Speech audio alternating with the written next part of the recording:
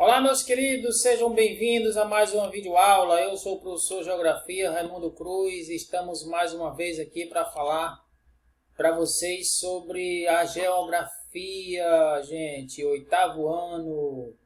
Sejam bem-vindos mais uma vez. E hoje nós vamos falar mais um pouco ainda sobre a América Anglo-Saxônica, não acaba mais, né? Mas é assim mesmo, né? É muita coisa para a gente aprender. Mas nós vamos conseguir, né? Nas próximas aulas nós já vamos falar sobre o Canadá. Eu espero que, se não na próxima, depois da próxima nós vamos falar sobre o Canadá.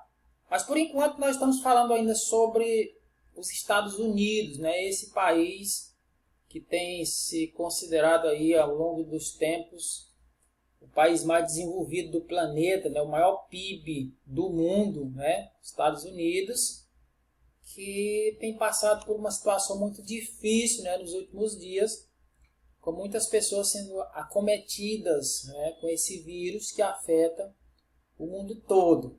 Mas vamos aqui falar ainda da América Anglo-Saxônica e do país Estados Unidos. Eu queria lembrar aqui pelo menos dois dos nossos slides da aula anterior, no que diz respeito à distribuição da população, né? Nós passamos muito rápido isso aqui na última aula e eu queria falar mais um pouquinho aqui para vocês sobre a distribuição da população no território dos Estados Unidos. Nós dissemos aí que aproximadamente essa população ela é de aproximadamente 324 milhões. Eu dizia na última aula para vocês, gente, que é mais ou menos 50% a mais que a população do Brasil. O Brasil hoje tem 210, 212 milhões de habitantes. E se botar mais 50% em cima, vai para as 300 e poucos milhões de habitantes. É aí a população dos Estados Unidos, certo? Isso em 2017, né? Já deve ter mudado bastante, já são 3 anos, né? Concluindo quase 3 anos já. E aí é de 2017. Um dos países mais populosos do mundo, né? Um país populoso. Como é que a gente considera um país populoso, um país povoado? País populoso é o que tem a população absoluta, é grande, né? Uma grande população absoluta. A China, a Índia, a Indonésia, o Brasil, os Estados Unidos, são países considerados aí populosos, né? Alguns deles muito populosos, né? O caso da China e da Índia e da Indonésia, né? Mais de um bilhão de habitantes cada um desses países, né? A China, por exemplo, 1 bilhão e quase 500 milhões de habitantes. Então, aí é um país populoso. E um país povoado? É um país que tem uma população, a densidade demográfica alta, né? A quantidade de habitantes por quilômetro quadrado, quando ela é alta, aí a gente diz que esse país é um país povoado, né? Tem país também muito povoado, ok? A população não se encontra distribuída de maneira uniforme. Nós colocamos aqui na última aula também alguns fatores, né, porque uma população não se encontra distribuída de maneira uniforme, né? A questão do relevo, né? A questão do clima, a questão dos desertos, né? Tudo isso influencia no que diz respeito à distribuição da população, certo? Daí porque essa população não é encontrada, distribuída de maneira uniforme, certo, pessoal? Entendido aí? Por que uma população não é distribuída uniformemente? O que influencia? O clima, a vegetação, né? A hidrografia, as montanhas, os desertos, essas coisas todas vão influenciando aí na distribuição da população. Não é uniforme porque não é igual em todos os lugares, certo? Fatores que influenciaram na urbanização, olha só. Isso aqui digamos assim, é um resultado da distribuição irregularmente, certo? Fatores que influenciaram na urbanização. O clima, o relevo, né? O processo histórico de colonização, né? Como esse país foi colonizado, né? E aí a gente percebe que dependendo desses lugares, né, desses fatores, nós temos aí regiões mais e regiões menos povoadas, né? No caso aqui nós vamos destacar as regiões mais densamente povoadas, né? O Nordeste dos Estados Unidos. Eu dizia para vocês na última aula Enquanto no Brasil nós temos na região Nordeste uma região não muito densamente povoada em relação à região Sul e Sudeste, enquanto isso nos Estados Unidos a região mais densamente povoada é a região Nordeste, né, daquele país. E aí nós falamos sobre uma megalópole, né, que está aí, Boswassi, né, Boswassi, e essa megalópole ela é formada por 4 grandes regiões: Boston, Nova York, Filadélfia e Washington. Ok? Então, o que é uma megalópole, gente?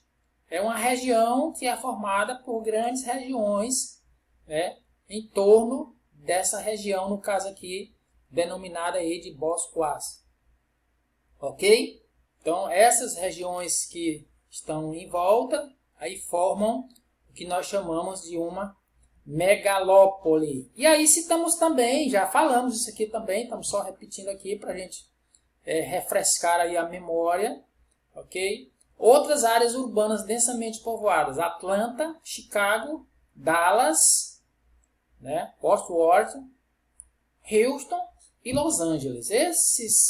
Essas regiões aí, essas outras áreas consideradas urbanas, né, densamente povoadas, ou seja, tem uma população muito grande por cada quilômetro quadrado, essas regiões aí dos Estados Unidos, ok? E aí, gente, nós falamos ainda também sobre o desenvolvimento socioeconômico. Em 2015, o IDH entre os maiores do mundo era de 0,92. Eu já disse para vocês várias vezes que o IDH ele vai de 0 a 1. A medida dele é de 0 a 1. E os países melhores colocados em se tratando de desenvolvimento socioeconômico, eles estão aí beirando aí os 96, 97, né, 98, máximo 98. Eu ainda não vi mais de 98, né?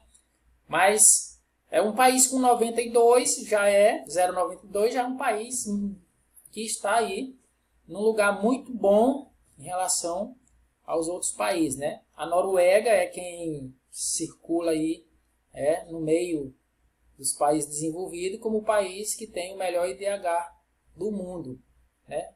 0,97, ok? Então, o que é isso, professor? IDH, Índice de Desenvolvimento Humano, né?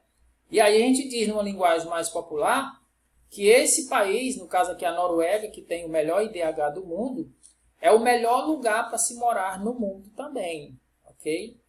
Melhor lugar para se morar no mundo nesse momento, em termos de desenvolvimento socioeconômico, é a Noruega. Nos Estados Unidos é bom também, muito bom. No Canadá é excelente, né? No Canadá, na Suíça é muito bom também. Então, todos esses países que a gente está citando são países altamente desenvolvidos socioeconomicamente. Elevada qualidade de vida, né? Nos Estados Unidos, nós estamos falando dos Estados Unidos aqui, né?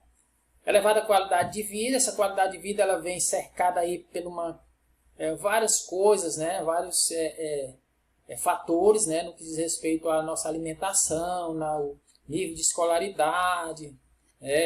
Vários fatores contribuem para uma elevada qualidade de vida, né? E também para a expectativa de vida, que hoje lá nos Estados Unidos é de 79 anos. A expectativa geral, né, de vida nos Estados Unidos é de 79 anos. Aí vocês perguntam assim, e no Brasil? O Brasil está beirando aí os 76, né, 75, alguma coisa. Estamos indo, estamos bem próximo aí dos países que têm uma expectativa de vida mais alta, né, nós estamos próximos também e vamos melhorar, com certeza. Renda per capita, o que é isso? Renda per capita é a renda que cada norte-americano recebe durante um ano, né? 62.794 dólares. Eita, é muito dinheiro, né? Um dólar hoje está valendo aproximadamente R$6, né? Então, multiplicar isso aí por 6 e aí você tem o total de renda per capita em real, ok? Então, renda per capita é renda por pessoa, que está aí nessa faixa de 62.794 dólares, isso em 2015 também, ao ano. dividir isso aí por 12, né? Divide 62.794 por 12. E aí você tem o salário mensal de cada norte-americano. Aí você pergunta assim, mas todo norte-americano ganha 62.794 $? Não. Essa é a renda média, né, de cada norte-americano. Alguns ganham mais, outros ganham menos e uma boa quantidade aí não ganha nada. Daí porque é uma renda média. Posição no ranking global, em se tratando de socioeconômico, né, desenvolvimento socioeconômico, está ocupando aí em 2015 o 10º lugar. Economia dos Estados Unidos, gente, ó, principal potência econômica global, né, os Estados Unidos é o país mais rico do planeta, né, ainda é o país mais rico do planeta, está numa briga muito grande aí com a China, mas ainda é considerado o país mais rico do planeta, o maior PIB do mundo, né, maior produto interno bruto do mundo está aí nos Estados Unidos. Parque industrial de alta tecnologia, ok? Por ser uma potência global, né, e com o maior PIB do mundo, possui aí os parques industriais que têm as maiores tecnologias do mundo, né, estão aí nos Estados Unidos. Setor agropecuário com alta tecnologia também. Aí você pergunta, como é que pode um setor agropecuário com alta tecnologia? Sim, com máquinas específicas, né, na questão da plantação, na colheita, né, enfim, tecnologia avançada na agropecuária, né, no setor agropecuário, que a gente está dizendo aí com alta tecnologia. Na área dos comércios, no setor de comércios e serviços, altamente desenvolvidos também, ok? Os setores e os serviços são setores que têm aí um desenvolvimento também considerado altíssimo, né? E grande disponibilidade de recursos naturais. É lógico que esse implemento aí, no que diz respeito à economia dos Estados Unidos, passa por essa grande disponibilidade de recursos naturais, ok? Se os Estados Unidos não fosse um detentor de grande disponibilidade de recursos naturais, né, não teria também isso que a gente está falando aqui, né? Não teria um parque industrial avançado, não teria um comércio e serviço altamente desenvolvido e assim por diante, tá certo?